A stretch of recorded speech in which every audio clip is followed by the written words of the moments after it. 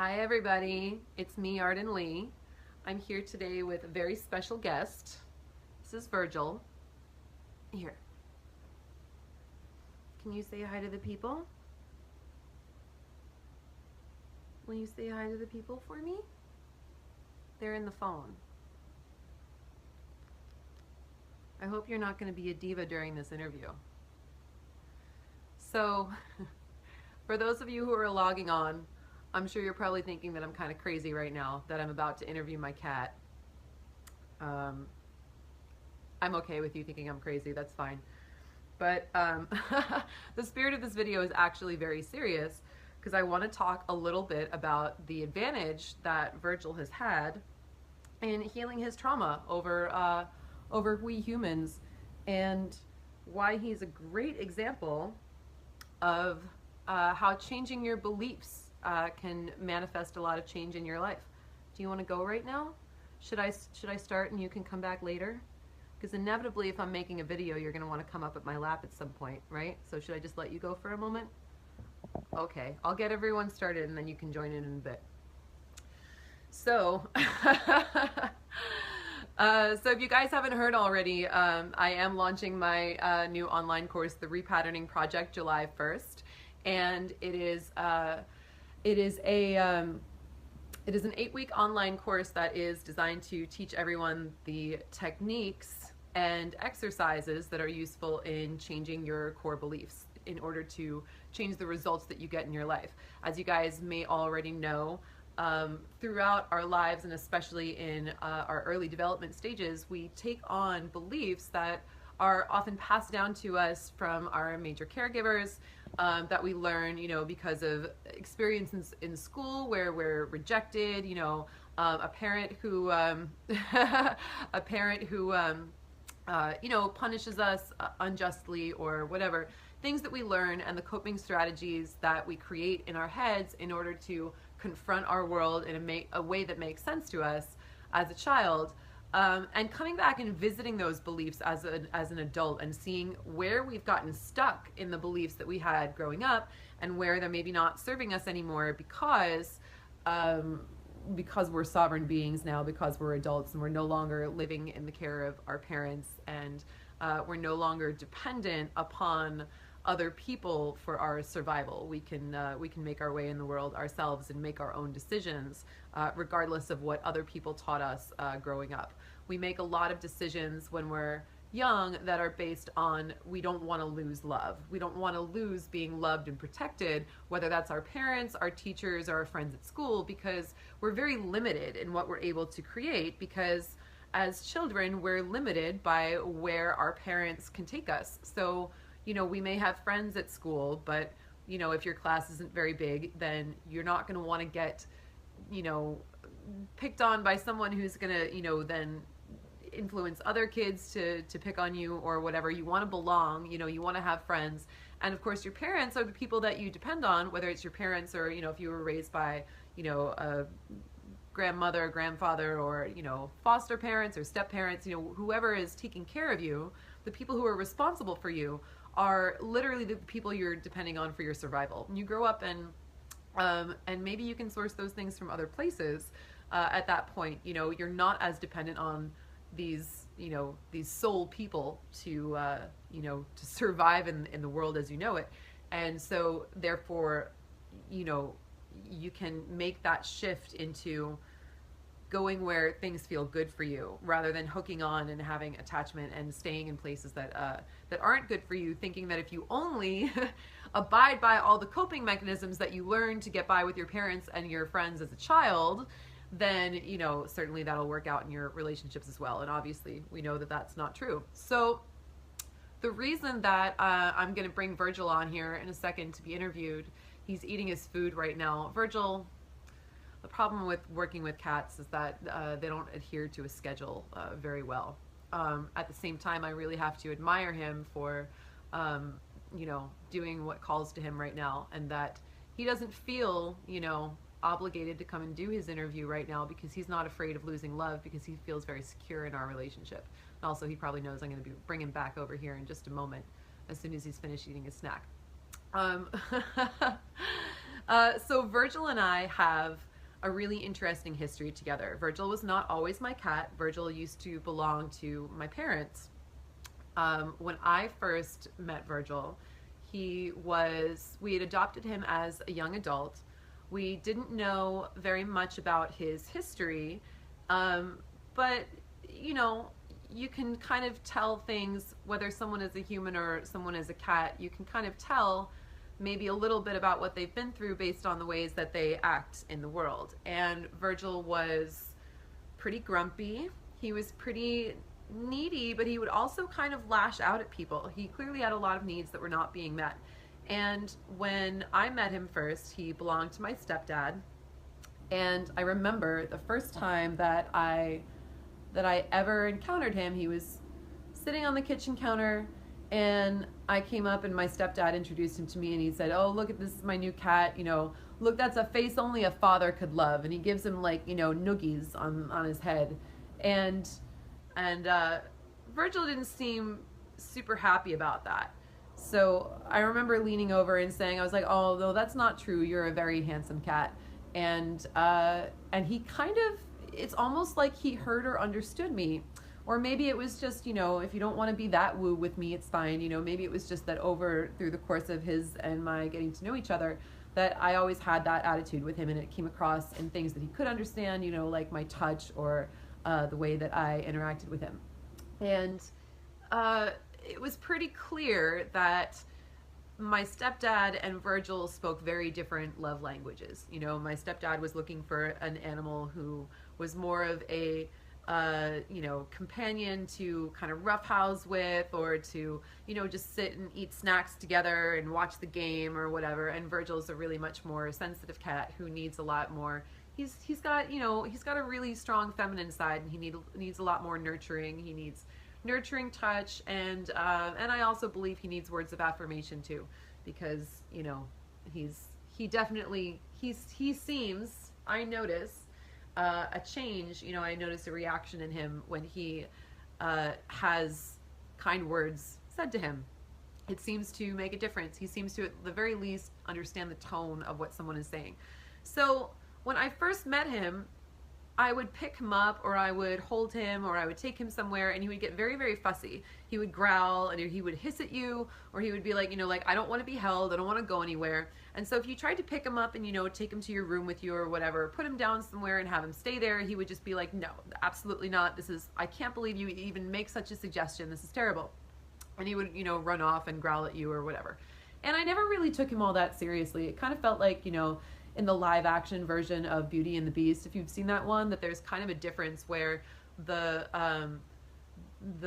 furniture servants are not as terrified of the Beast. And I think it's, you know, just in light of understanding, you know, Disney's understanding more about abuse dynamics. You know, they make them you know, they make them kind of say, "Oh, the Beast, like, he's just having an attitude, you know how people are, he's just blustering and whatever," you know. And that's kind of the attitude that I took to Virgil, like, "Oh yeah, you're gonna hiss and make a fuss, fine, you know, go throw your tantrum or whatever." But I never took it personally, and I always remained inviting to him.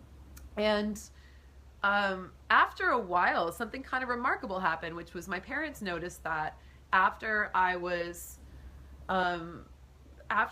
spend a weekend there at their home and, you know, hang out with Virgil or whatever, he started sleeping on my bed for weeks at a time after I had left. Like, he was waiting for me to come back, which is funny. It's kind of like, you know, he wasn't willing to admit that to me in person because he was still getting kind of hissy, and he was still very clearly emotionally guarded. But after a while, you know, he started to soften a lot more. And it was clear from him, you know, the way he was hanging out on my bed after I would be there for a weekend or whatever, it was obvious that he was, you know, he was having feelings for me in a way that a cat is capable of having feelings for a human.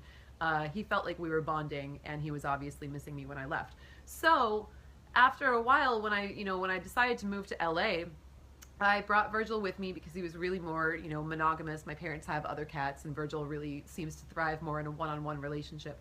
So I'm going to bring him back on camera now. He should be ready for his interview at this point. And I want to show you, and hopefully, hopefully he'll say the same thing, how much our relationship has changed. So I'm going to go back. I'm going to go get him. I'll be right back. Virgil.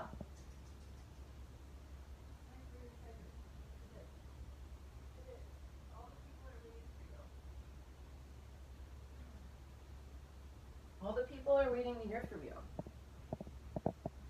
Here we go. So as you can see, I'm carrying him over and he's pretty chill about it. He might not, you know, necessarily want to stay, but he's really so, like, developed such an energetic relationship with me where, you know, he'll come and sit on my chest at night. He'll start purring. He'll be headbutting me. Do you want to give a headbutt? Yeah, there you go.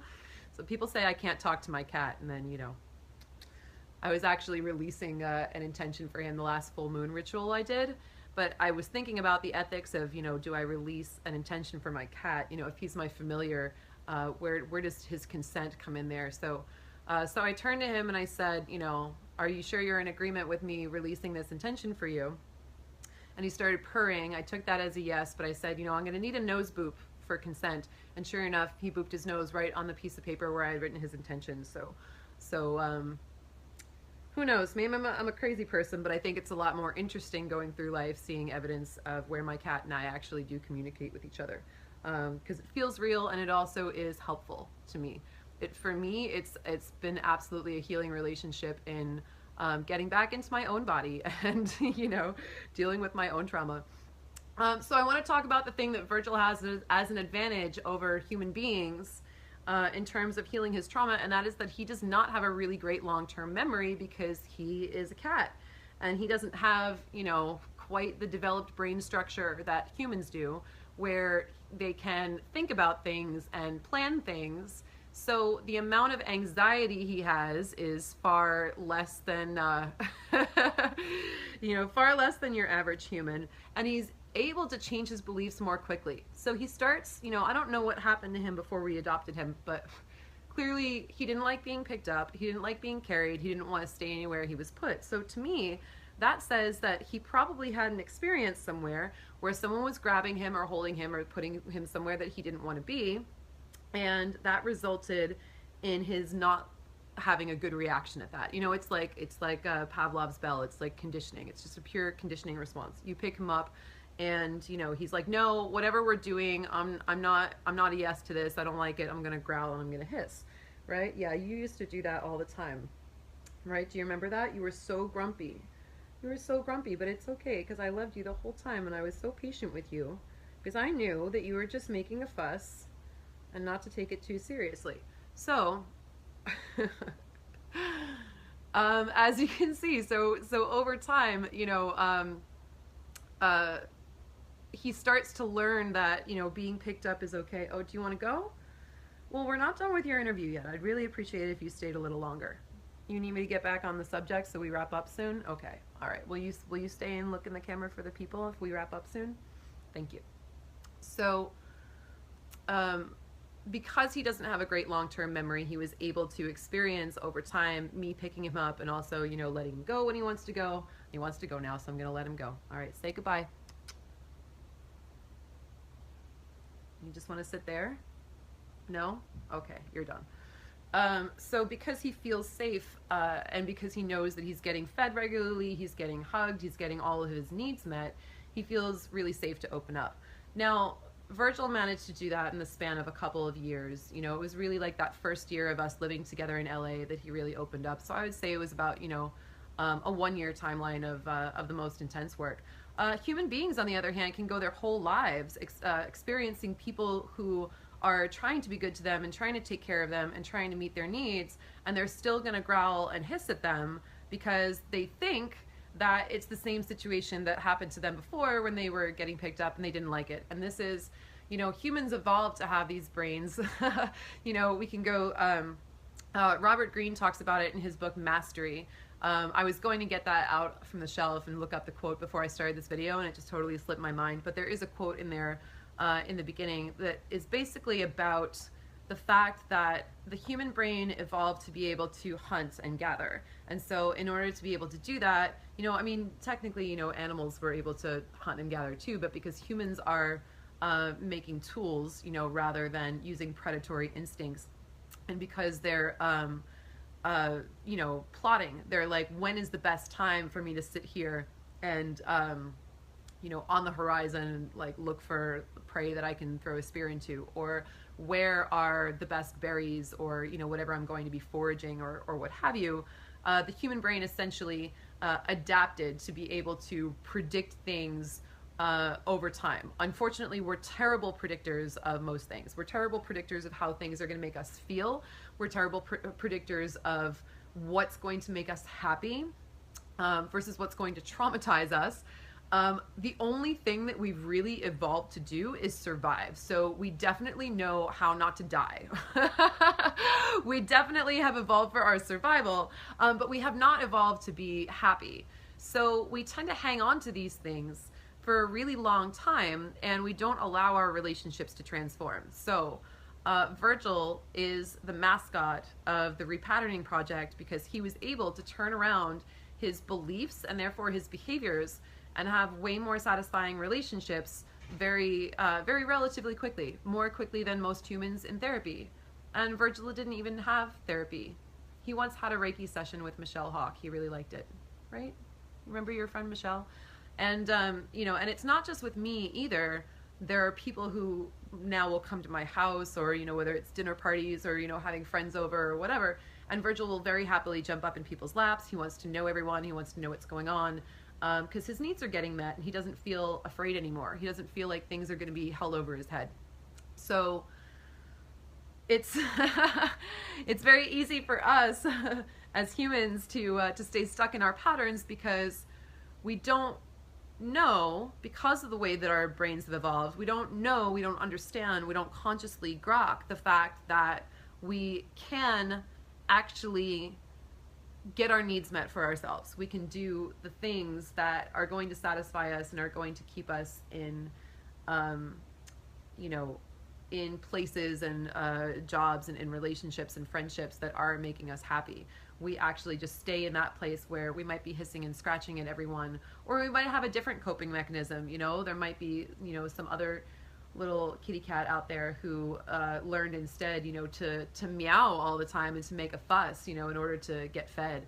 Actually Wesley is a little bit like that, and that's slightly my fault as a first-time cat parent at that point. I think Wesley has some issues around food, and will meow incessantly if he's not fed. I think there was likely a time when he was a kitten where maybe I was by accident wasn't available when he needed it, and now he's got all kinds of food anxiety, which is why it's so important to understand all of this patterning stuff before you become a parent. So I'm like, I feel guilty over just my cat. I'm so glad that I'm learning this now before I even consider having a family. So so that is why Virgil is the Repatterning Project mascot. Would you like to come back? Would you like to come back and say goodbye to the people now that we're wrapping up?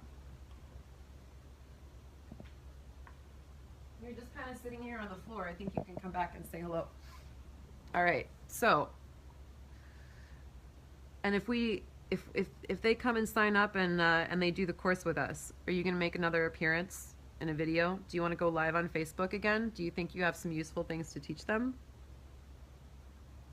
He says, of course I do. What do you think? I've been paying attention to all the classes you've been taking for. That's true, actually. Whenever I put on a webinar or a new moon circle on Zoom or whatever, Virgil always wants to jump up in my lap and see what's going on.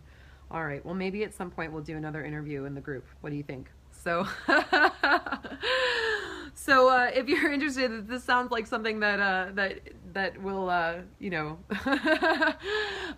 that's useful for you, or you just want a little more time hanging out with Virgil, shoot me a message.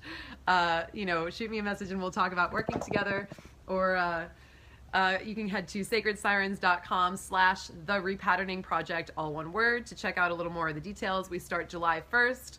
I'm really excited to open the Facebook group for it soon, hopefully. We've had a couple of signups, so I think, probably by the weekend that's going to be going up. So I would love to get people in that group as early as possible.